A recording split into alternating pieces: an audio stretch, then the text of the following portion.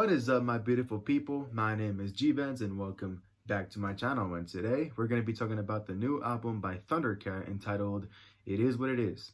Or, as the cool kids say these days, it really do be like that sometimes. This is the fourth studio album by Thundercat, which comes to us about 3 years after the Drunk album, which I personally didn't hear that one. I didn't hear that full album, but I did hear a few songs from it that did get popular. But according to my friend Jordan, who is probably the biggest Thundercat fan that I know personally, he actually loves that album, and apparently that was the album that got him into Thundercat in the first place. Now, I barely got into Thundercat last year when Jordan asked me if I could listen to the Apocalypse album, which came out in 2013, I believe, and do a little video and review on it. And, I ended up falling in love with the song Heartbreaks and Setbacks. And I just overall, started to fall in love with, the production value of that album. And I just, really, really enjoyed how different, he sounded compared to most, R&B artists that we have right now. And while I was in the process of getting into Thundercat, I also did barely find out last year as well that he was one of the masterminds behind the production value to Pimp a Butterfly by Kendrick Lamar, which I honestly find super fucking amazing. When I was hearing the Apocalypse album for the very first time, I knew there was something familiar about his voice and about his production value in general. I knew I heard it somewhere, and it was because the amazing vocals that he had into Pimp a Butterfly, and just the overall production value of it. It's just he just has this talent where he obviously has his own style, but when he's working with different artists from different genres, he does obviously click well with them because of just how diverse and talented he is with his bass skills and just with his production skills in general. So one of the main reasons why Thundercat decided to make this album was actually because of the unfortunate death of Mac Miller. He passed away back in September of 2017, and what I find really interesting is that he doesn't really create an album to want to make us sad and at some point make us cry.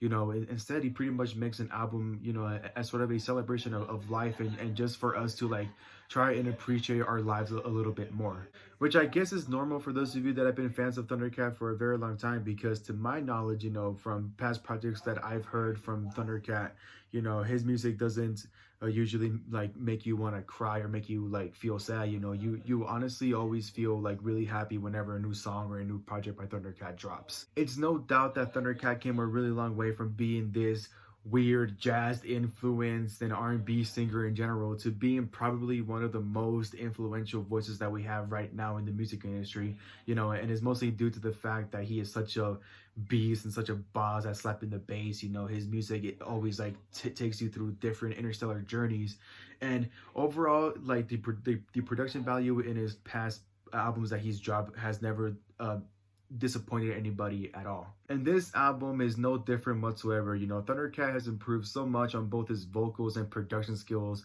That man has the vocals that makes me super fucking jealous. I have a decent singing voice. It's not great, but I can sing a few high pitches here and there. But I don't think I can be as good as fucking Thundercat. That man has fucking God-given talent, to be honest. And not to mention, Thundercat has definitely improved a lot on his bass skills. I really loved hearing all the different and crazy sounds that this man came up with on the bass. He honestly could be considered probably one of the most greatest bass players that we have in modern day times. And besides showing improvement on both his vocals and his bass skills, Thundercat has also showed that he's been improving on mastering a variety of different sounds that you hear throughout this album, including Afro jazz and a bit of a funky keyboard sound. And he also has his own version of punk throughout this whole album. I never thought I'd be able to say Thundercat and punk in the same sentence, but honestly, the way he does it honestly sounds really, really fucking good.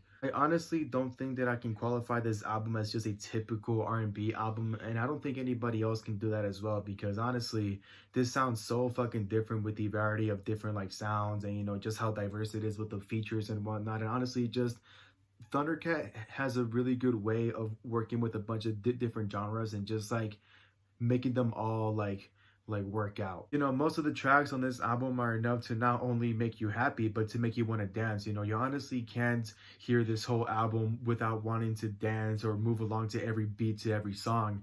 You know, it honestly is that kind of album that like always like wants to constantly like make you move around instead of just like, you know, just sit down and chill. There's honestly a lot of happiness to go around on this album. You know, there's this one track entitled I Love Louis Cole, where Thundercat is pretty much expressing his, you know, his love for his friend Louis Cole, you know, pretty much appreciating his friendship, you know, appreciating everything that he's done for him.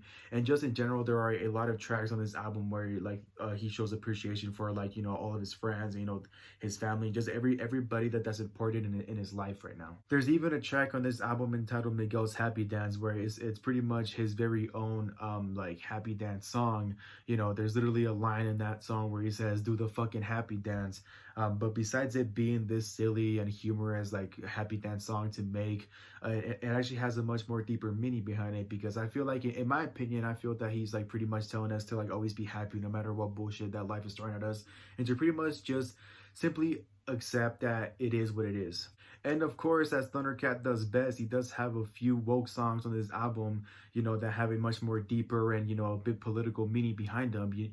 Two of my favorite songs that were on this album were King of the Hill and Black Qualls. On the track entitled King of the Hill, you know, Thundercat is pretty much like expressing how we as human beings have a lot of consequences when it comes to chasing, you know, cheap thrills, you know, whether it be for sex, you know, whether it be for a temporary feeling of pleasure, you know, pretty much expressing that, you know, when some of us like do become like the king of our own castles, you know, the king of our own kingdoms, you know, we like tend to forget that eventually like our own rules that we're living under are eventually going to come bite us in the ass. And on a track entitled Black Qualls, you know, Thundercat is pretty much expressing what it's like to be a black person in today's society. Because yeah, you know, back then, you know, black people were treated like absolute shit. You know, they weren't allowed to vote. They literally had to make protests to get rights. You know, so some of them were slaves. You know, just on a historical level here in America, you know, black people like were like never like treated like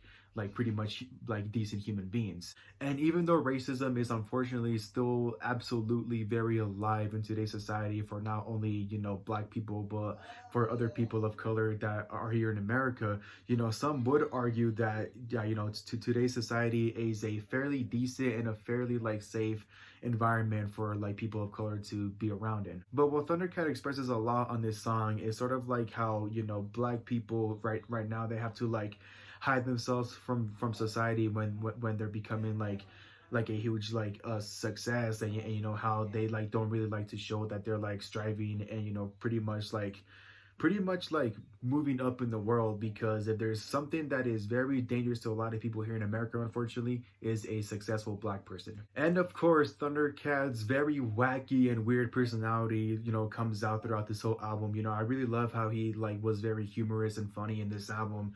You know, he pretty much shows the importance that there's always room to be stupid, and there's always room to be weird, and just always a room to like be your very like weird self, especially during like these hard times that we're facing right now. For example, on the song entitled Dragon Ball Do-Rag, you know, Thundercat is pretty much pulling out the secret weapon, you know, according to him, which is the do-rag, which apparently will make any girl fall in love with you. Apparently, you know, I never wore a do-rag, but I guess it sort of like makes sense, because now that I think about it, for any of you David Dobrik fans, you know, Dirty Dom does get a lot of pussy, and it low-key might be because of that pink ass fucking do-rag. Like honestly, fucking do-rags might be the secret weapons, boys. I don't remember the exact quote, but on the song entitled Dragon Ball Do-Rag, Thundercat does say that I may be covered in cat hair, but I still smell good. Which, by the way, that's actually facts, because if you ask my friend Jordan, who met Thundercat after a Mac DeMarco concert at Red Rocks, he took a picture with him, and he told everybody, bro, like this man Loki smells super fucking good. And the final big highlight for me on this album was definitely all the features. You know, Steve Lacy makes an appearance. You know, he's another like really talented bassist and just a really talented musician in general.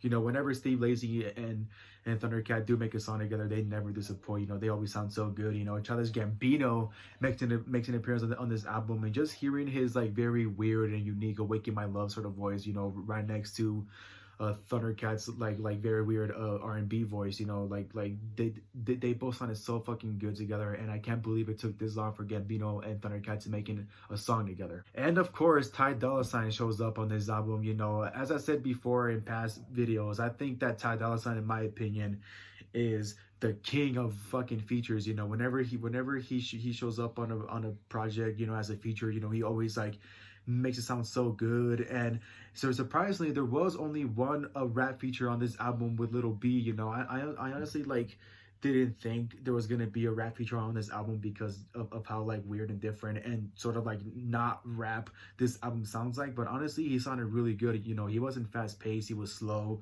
and you know, honestly, just every feature and just like everything about this album just sounded super fucking amazing. I would say my only complaint about this album is that most of the songs are really short. You know, some of them are 50 seconds long, you know, some of them are about 1:30 long. You know, just the overall duration of this album and you know, the duration of most of the songs are really short, except for that final track entitled "It Is What It Is," which is pretty much a very heartbreaking, a very heartfelt, and a very beautiful tribute that Thundercat made to Mac Miller, as he not only has finally found himself along this like really like dark path when dealing with his death, but also finds himself to like finally like saying his true goodbye to Mac Miller.